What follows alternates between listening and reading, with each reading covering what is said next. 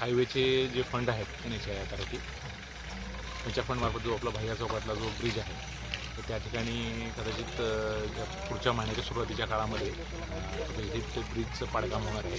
त्यासाठी alternate route जो आपल्याला उपलब्ध असावा त्यासाठी आपला 54 मीटरचा जो शेवटचा जो टप्पा राहिलेला इथला जो देशमुख पाटील वस्तीवरचा त्या ठिकाणी काम सुरू करून साधारणतः ह्या 30 नोव्हेंबरपर्यंत काम पूर्ण करण्याचं किमान इथलं जे आपलं मुरमीकरण जे आहे ज्याच्यामुळं हा रस्ता मोटरेबल होईल त्यासाठी आम्ही इथल्या ठेकेदारांना सूचना दिली आहे.